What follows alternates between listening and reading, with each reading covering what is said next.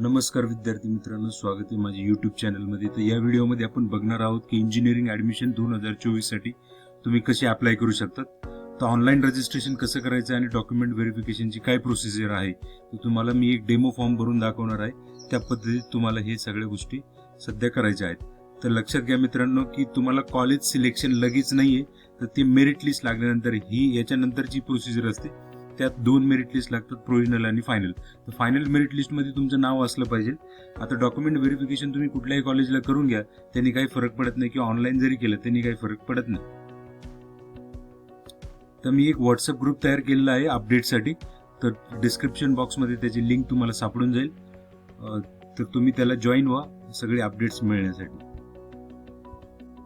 गुगलमध्ये आल्यानंतर टाका महासीईटी, तर तुम्हाला पहिलीच वेबसाईट दिसेल. त्या वेबसाईटवरती क्लिक करा.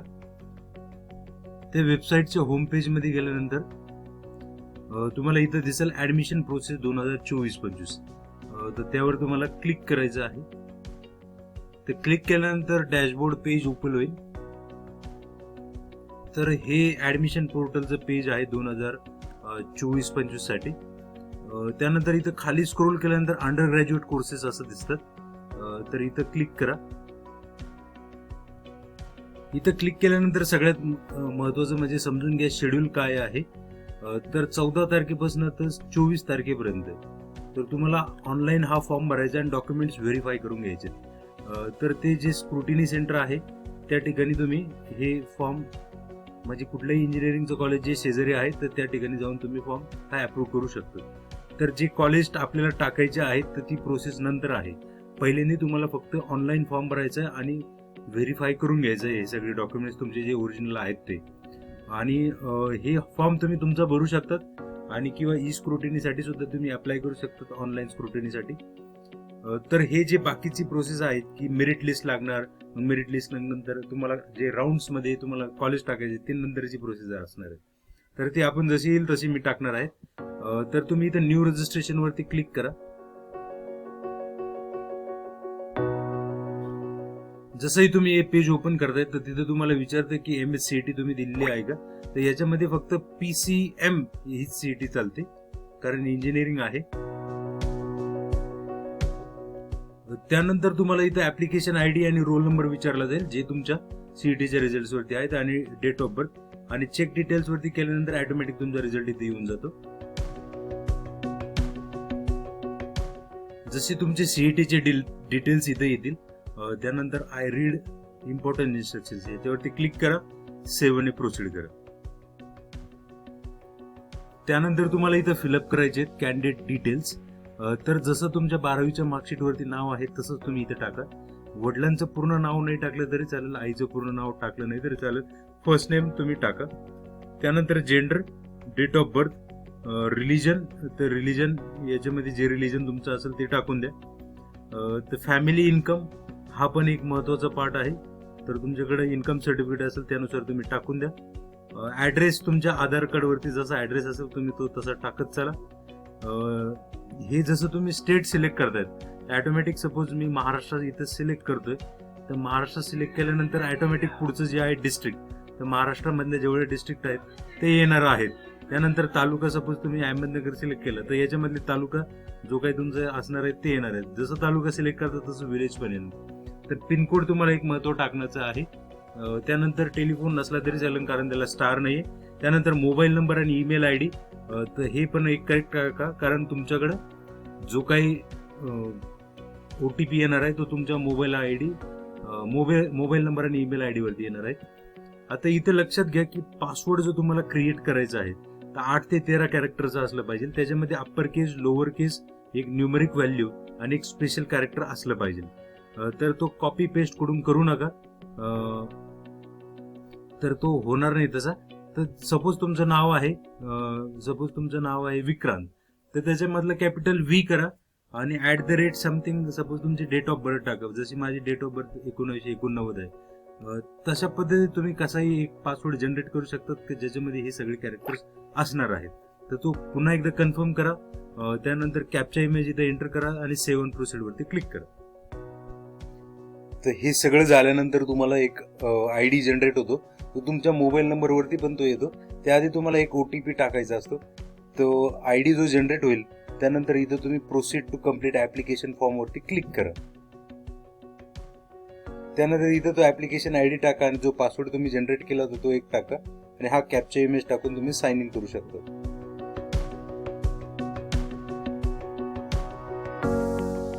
तर इथं महत्वाचा ऑप्शन म्हणजे फिजिकल स्क्रुटिनी मोड आणि ई स्क्रुटिनी मोड. म्हणजे सपोज तुम्हाला जर ऑनलाईन डॉक्युमेंट्स व्हेरीफाय करायचे असेल तर ई स्क्रुटिनीने तुम्ही जाऊ शकता, किंवा फिजिकल स्क्रुटिनी जर असेल, सपोज तुम्हाला कॉलेजला जर जायचं असेल, तिथं स्क्रुटिनी करून घ्यायची असेल तर तुम्ही त्यांनी पण जाऊ शकता.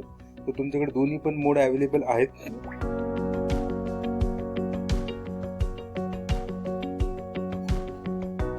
तर पुढं पेजवरती आल्यानंतर तुम्हाला होम मध्ये रजिस्ट्रेशन डिटेल्स ऑलरेडी जे आपण भरलेले आहेत, कॅन्डिडेट टाईप डिटेल्स. आता जे मुलं 10वी आणि 12वी हे महाराष्ट्रामधल्या एखाद्या युनिव्हर्सिटीमध्ये पास झाले असेल तर तिथं टाईप ए वरती क्लिक करा. तर बाकीचे जे काही ऑप्शन्स आहेत तर ते तुम्हाला गरजेनुसार इथं खाली दिसून जातील. तर हे याच्यामधले 99% हे तुम्हाला महाराष्ट्र टाईप ए मधले असतात. तर बाकीचं रीड करून घ्या. ज्यांचं 10वी आणि 12वी महाराष्ट्रात झालं त्यांनी टाईप ए वरती क्लिक करा. त्यानंतर टाईप ए साठी कोणते डॉक्युमेंट्स तुम्ही देणार आहात तर ते हे याच्यामध्ये बघा. तर त्याच्यासाठी तुमच्याकडं तर इथं डॉक्युमेंट्स बघा टाईप ए साठी कुठले देते. तुमच्याकडे बर्थ सर्टिफिकेट, डोमिसाईल किंवा लिव्हिंग सर्टिफिकेट याच्यापैकी जे असेल तर ते तुम्ही हे देऊ शकता. आता माझ्याकडे डोमिसाईल आहे म्हणून मी ते देणार आहे. त्यानंतर तुमची 10वी कुठल्या डिस्ट्रिक्ट मधून तुम्ही पास झालात तर हे तुम्हाला याच्यामध्ये टाकायचं आहे. 12वी तुम्ही कुठल्या डिस्ट्रिक्ट मधून पास झालात हे तुम्हाला टाकायचं. त्यानंतर तालुका टाकायचा आहे. त्यानंतर तुमची होम युनिव्हर्सिटी ऑटोमॅटिकली येते. जसे तुम्ही कॅटेगरी सपोज तुम्ही इथं सपोज ओबीसी सिलेक्ट करतात, तर जसं ओबीसी, आता मी इथं ओबीसी सिलेक्ट करतोय. ओबीसी जसं तुम्ही सिलेक्ट करतात तर तुम्हाला खाली विचारलं जातं to which category you belong. तर तुम्हाला हे कास्टला कुठल्या बिलॉंग करतात याच्यातून कास्ट निवडून टाकायची. व्हॅलिडिटी सर्टिफिकेट तुमच्याकडे अवेलेबल आहे असेल तरच इथे अवेलेबल म्हणा. अप्लाइड बट नॉट रिसिव्ड म्हणजे तुम्ही अप्लाय केले तुमच्याकडे फक्त पावती आहे तर त्यावेळेस तुम्ही हे ऑप्शन घ्या. आणि नॉट अप्लाइड म्हणजे तुम्ही अप्लाय अजून केलेलं नाही, ऑटोमॅटिकली तुम्ही ओपन कॅटेगरीतच जाणार त्या केसमध्ये. आणि नॉन क्रिमिलियर तुमच्याकडे आहे का, अवेलेबल असेल तर येस म्हणा, फक्त पावती असेल ते अप्लाइड बट नॉट रिसिव्ड असं म्हणा. त्यानंतर 7 प्रोसीड करा.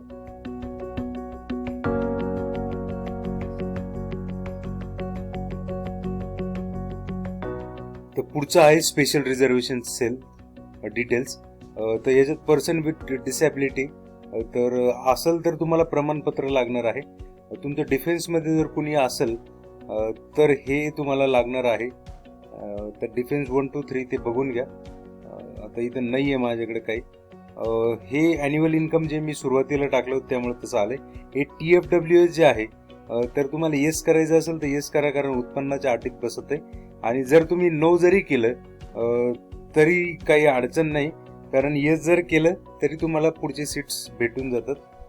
ती काही अडचण नाही. तुम्ही अनाथ आहात का तर इथं नाही आहे. मायनॉरिटीला बिलॉंग करतात का तर माझ्याकडं मायनॉरिटीचं काही नाही आहे. तर मी 7 प्रोसीड पुढे करणार आहे. त्यानंतर तुम्हाला हे क्वालिफिकेशन डिटेल्स टाकायचे आहेत. तर याच्यामध्ये 10वी आणि 12वीचे डिटेल्स तुम्हाला टाकायचे. जसं तुमचा बोर्ड कुठला, त्यानंतर 10वी कधी पास आउट झालात, सीट नंबर काय आहे, तुम्हाला मार्क्स इथं टाकायचे. आणि HSC तुम्ही जसं HSC वरती क्लिक करतात तसं तुम्हाला इथं विचारलं जाईल. आणि जसं तुम्ही नंबर टाकाल तसे ऑटोमॅटिक बरेचसे डिटेल्स येऊन जातील. जसं तुम्ही पुढे जातात तसं तुम्हाला इथं JEE डिटेल्स विचारलं जाते. तर तुमच्याकडे JEE जर तुम्ही दिलेली नसेल तर तिथं नो क्लिक करा आणि 7 प्रोसीड वरती क्लिक करा.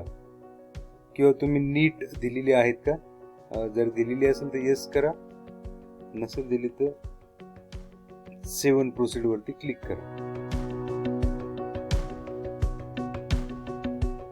त्यानंतर तुम्हाला इथं विचारलंय अपलोड करा फोटोग्राफ. तर इथं फोटोग्राफ सपोज तुम्हाला अपलोड करायचं असेल तर या ठिकाणी जाऊन तुम्हाला ओपन करायचं आहे आणि त्या ठिकाणी तुम्हाला तो अपलोड फोटोग्राफ करायचा. ज्यावेळेस तुम्ही साईनवर जाणार तर साईनसाठी तुम्ही इथं साईनवरती क्लिक करा आणि तुम्ही फोटो आणि साईन अशा पद्धतीने तुम्ही अपलोड करू शकता.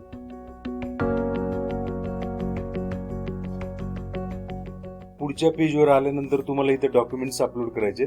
तर डॉक्युमेंटचा जो टाईप पाहिजे PDF, JPG किंवा JPG किंवा PNG आणि मॅक्सिमम साईज जी पाहिजे ती 500 KB च्या आतमध्ये पाहिजे. तर हे सगळे डॉक्युमेंट जे आहेत ते तुम्ही अपलोड करा. जसं जसं तुम्ही फॉर्म भरलाय त्याच्यानुसार हे डॉक्युमेंट्स येतात. ज्यांनी ओपन मधून फॉर्म भरलाय त्यांना एवढे डॉक्युमेंट्स लागत नाही. आता हे कास्ट मधून भरलेला फॉर्म आहे त्यामुळे इथे एवढे जास्त फॉर्म लागतात. या फॉर्म मध्ये एवढे डॉक्युमेंट्स अपलोड करावे लागतात. हे सगळं झाल्यानंतर खाली सेव्ह अँड प्रोसीड वरती क्लिक करा. आता सेव्ह अँड प्रोसीड केल्यानंतर पुढचा पार्ट येतो तुमचा ऍप्लिकेशन फीज. तर ज्या विद्यार्थ्यांनी ऑलरेडी CET दिलेली आहे तर त्यांच्यासाठी ऍप्लिकेशन फीज नील येणार आहे. तुम्ही सेव्ह अँड प्रोसीड करा आणि प्रिंट ऍप्लिकेशन फॉर्म वरती क्लिक करा. आता याच्यानंतर हा तुमचा ऍप्लिकेशन फॉर्म जो आहे तो प्रिंट करायचा आहे. ऍप्लिकेशन फॉर्म प्रिंट झाल्यानंतर तुम्हाला याची प्रिंट घेऊन जायची आहे. ज्या ठिकाणी तुम्ही स्क्रुटिनी सेंटर सिलेक्ट केलेलं आहे फिजिकल मोडसाठी.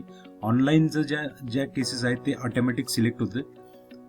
आता स्लॉट जरी तुम्ही बुक केला असेल, थोडंसं मागं पुढे जरी झालं असेल 1-2 दिवस, तरी तुम्ही जाऊ शकता. तिथं काही अडचण येत नाही. आणि